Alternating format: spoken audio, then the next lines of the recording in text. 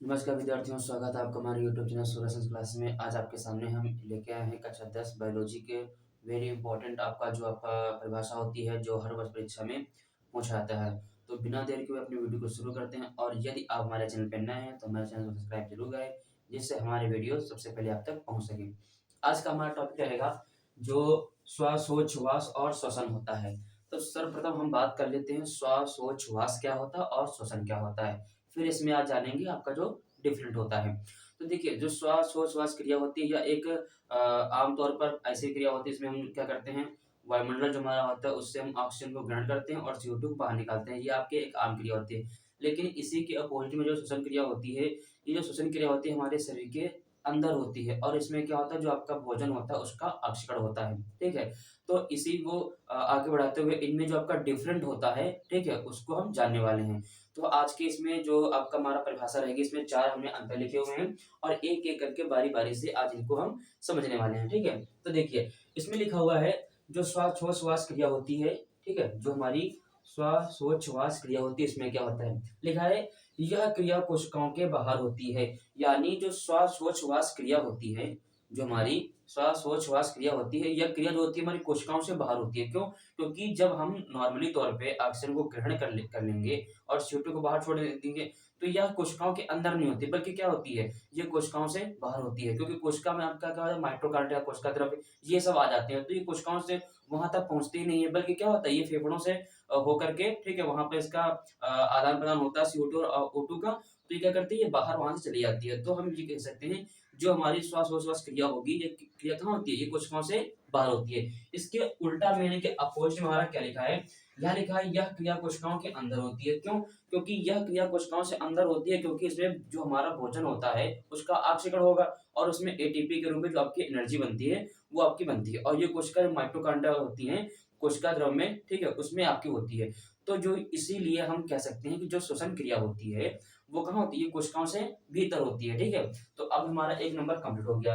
दूसरा नंबर क्या लिखा है, यह एक भौतिक क्रिया है। देखिए, भौतिक क्रिया का मतलब क्या होता है, इसमें ना कोई एंजाइम्स मिलेगा, ना ही क्या बोलते हैं, कोई रिएक्शन होगी, ना कोई क्रिया होगी, ठीक है। तो नॉर्मली तौर पे हम क्या करते हैं, O2 को ग्रहण करना और CO2 को छोड़ना, तो नॉर्मली तौर पे क्रिया हो जाती है। इसीलिए हम ये कह सकते हैं, क्या होता है, इसे हम कह सकते हैं यह एक फिजिकल यानी कि एक भौतिक क्रिया होती है। और सिर्फ इसमें क्या होता है, इसमें आपका लिखा है O2 और CO2 यानी कि ऑक्सीजन और कार्बन डाइऑक्साइड जो होती है, इनका आदान-प्रदान सिर्फ और सिर्फ होता है।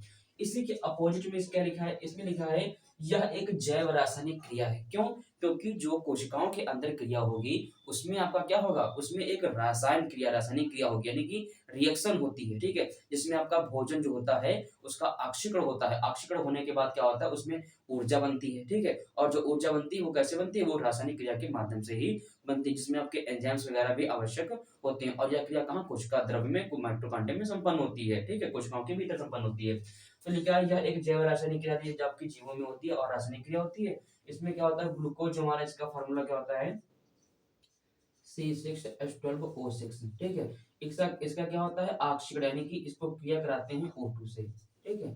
और यहाँ पे हमारा क्या बन के तैयार होता है, यहाँ आपका जो आपका ग्लूकोज होता है उसका ऑक्सीकरण होगा, तो यहाँ क्या, यहाँ पर जल और कार्बन डाइऑक्साइड, यहाँ पे क्या बनेगा, यहाँ पे आपका जल बन जाएगा, ठीक है, यहाँ पे आपका जल बन जाएगा और गैस बन जाएगी, ठीक है। और यहाँ प्लस आपका ऊर्जा भी यहाँ बन के तैयार होती है, ठीक।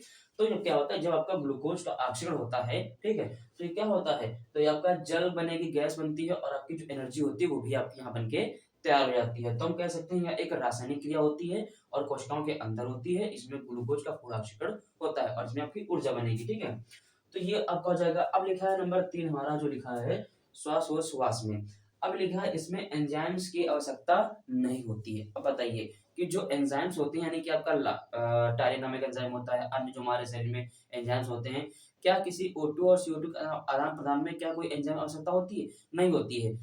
जो श्वास क्रिया भौतिक क्रिया होती है, इसमें एंजाइम्स की आवश्यकता होती ही नहीं है। क्यों? क्योंकि नॉर्मल तौर पे ऑक्सीजन को ग्रहण करेंगे और CO2 छोड़ देंगे। इसमें किसी भी प्रकार से एंजाइम्स की आवश्यकता या इसमें कोई इसका कार्य नहीं होता। तो हम कह सकते हैं इसमें हमें एंजाइम, जिसे हम विकर के नाम से भी जानते हैं, इनमें आवश्यकता नहीं होती। लेकिन इसके उल्टे में क्या होता है आपका, इसमें एंजाइम्स की ज़रूरत पड़ेगी, क्यों? क्योंकि जब भोजन का पूर्ण अपक्षीण होगा, क्योंकि रासायनिक क्रिया होती है, तो इसलिए इसमें एंजाइम्स की आवश्यकता होगी। क्यों? क्योंकि आपका जब भोजन का अपक्षीण होगा, तो उसमें भोजन को पचाने के लिए हमें एंजाइम्स की ज़रूरत पड़ती है, ठीक है? तो इसलिए आप कह सकते हैं कि इसमें जो आपका होता है एंजाइम्स की हमें ज़रूरत पड़ती है। लास्ट टॉपिक हमारा क्या रहेगा? इसमें ऊर्जा उत्पन्न नहीं होती है। देखिए, क्या होता है, जो आपकी श्वास-प्रश्वास क्रिया होती है, इसमें केवल आदान-प्रदान गैसों का रहता है, बल्कि इसमें कोई भी एनर्जी नहीं बनती है। एनर्जी जो हमारी होती है, वो कहाँ होती है?